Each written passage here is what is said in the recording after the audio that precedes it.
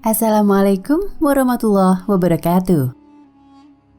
Dikisahkan bahwa seorang nabi dari kalangan Bani Israel bernama Uzair alaihi salam berjalan menyusuri sebuah perkampungan dengan mengendarai seekor kudanya. Setelah jauh berjalan, tiba-tiba dia tersesat ke suatu perkampungan yang rata dengan tanah setelah dihancurkan oleh sekelompok tentara. Di perkampungan itu dia melihat kehancuran yang luar biasa, bangkai manusia dan hewan berserakan di mana-mana, serta tulang belulang manusia bertebaran di semua tempat. Ketika itulah dia berkata dalam hati, bagaimana cara Allah menghidupkan kembali semua yang telah berserakan ini setelah matinya? Nabi Uzair alaihi salam adalah seorang hamba Allah yang hidup pada zaman antara Nabi Saleh alaihi salam dan Nabi Ibrahim alaihi salam, yaitu sekitar 5.000 sampai 4.000 tahun sebelum masa Nabi Isa alaihi salam.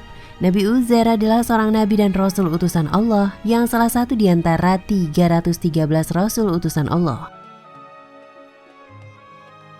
Nama Uzair berasal dari kata azara, artinya mengkoreksi, yaitu mengkoreksi kebenaran dengan kebenaran yang sebenarnya dan mengkoreksi kesalahan menjadi suatu kebenaran yang semestinya. Nabi Uzair alaihi salam adalah seorang laki-laki yang amat soleh dan paham pada kitab Taurat. Beliau dikatakan memahami setiap isi kandungan Taurat. Beliau menjadi rujukan setiap masyarakat Yahudi pada zaman itu. Karena kelelahan, Nabi Uzair beristirahat sejenak di perkampungan itu. Di bawah sebatang pohon, dia kemudian tertidur dengan tidur yang sangat lama karena Allah Subhanahu wa Ta'ala menidurkannya selama 100 tahun. Tubuhnya kemudian hancur dan telah menjadi tanah. Lalu orang-orang pun telah melupakannya. Setelah 100 tahun beliau tertidur, Allah membangunkannya atau menghidupkannya kembali dengan jasad sebagaimana semula saat mulai tertidur. Kemudian Allah bertanya kepada Nabi Uzair alaihi salam, "Berapa lama kamu di sini?" Beliau menjawab, "Saya telah tinggal di sini sehari atau setengah hari." Allah berfirman, "Sebenarnya kamu telah tinggal di sini 100 tahun lamanya. Lihatlah kepada makanan dan minumanmu yang belum lagi berubah, dan lihatlah kepada keledai kamu yang telah menjadi tulang belulang. Kami akan menjadikan kamu tanda kekuasaan kami bagi manusia, dan lihatlah kepada tulang belulang keledai itu. Kemudian kami menyusunnya kembali, kemudian kami membalutnya dengan daging. Maka tatkala telah nyata kepadanya bagaimana Allah Subhanahu wa Ta'ala menghidupkan yang telah mati, beliau pun berkata, saya yakin bahwa Allah Maha Kuasa atas segala sesuatu." Quran Surat Al-Baqarah ayat 259.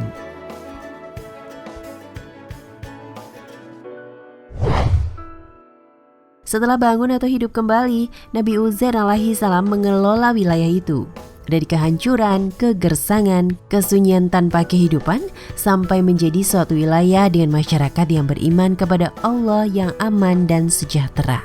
Beliau mengelola wilayah itu selama berpuluh-puluh tahun. Tersebarlah keadaan beliau dan wilayah itu ke semua penjuru bumi hingga ke kerajaan yang sedang berkuasa pada saat itu. Kemudian tentara kerajaan besar itu menyerang wilayah itu, sehingga akhirnya beliau dipindahkan dan diangkat oleh Allah Subhanahu wa Ta'ala ke alam batiniah, sebagaimana yang terjadi pada Nabi Isa alaihi salam.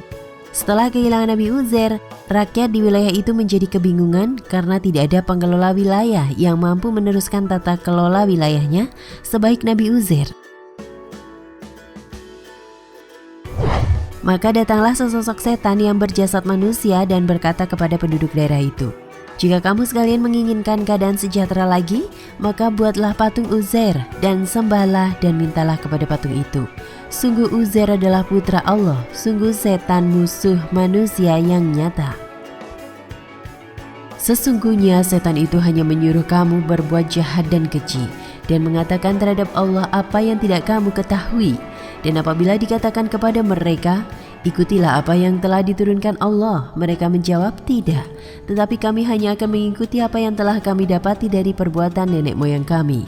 Apakah mereka akan mengikuti juga, walaupun nenek moyang mereka itu tidak mengetahui sesuatu apapun dan tidak mendapat petunjuk?" Quran Surat Al-Baqarah ayat 169 hingga 170.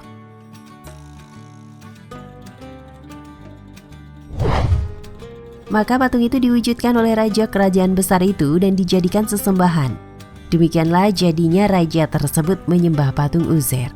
Dan terjadilah kekosongan keimanan kepada Allah Subhanahu wa Ta'ala dan mendewakan patung Uzair.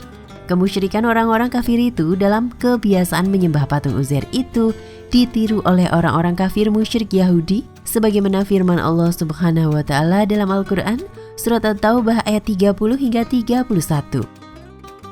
Orang-orang Yahudi berkata, Uzair itu putra Allah, dan orang Nasrani berkata, Al-Masih itu putra Allah. Demikian itulah ucapan mereka dengan mulut mereka.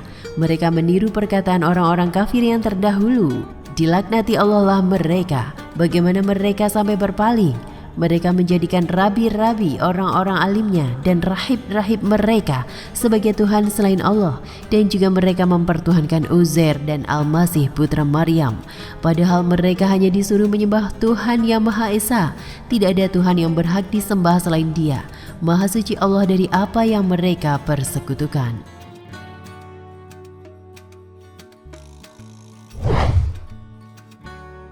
Hadis Nabi Muhammad SAW tentang Nabi Uzair alaihi salam diriwayatkan oleh Abdullah bin Abdurrahman bin Abu Bakar Asy-Shiddiq di kitab Nuril Aqwan yang ditulis oleh Abi Hasan Al-Bisri. Rasulullah SAW bersabda, barang siapa bersaksi bahwa sesungguhnya Nabi Uzair itu adalah hamba Allah yang Maha Pemurah, maka Allah membukakan baginya pintu surga dan menjauhkan dari tipu daya setan, dan menyatukannya bersama hamba-hamba Allah yang Maha Pemurah.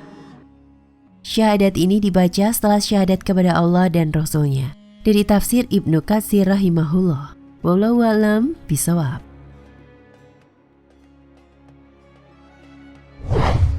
Nah, pemirsa Ensiklopedia Al-Fatih, sampai di sini perjumpaan kita kali ini. Semoga menginspirasi.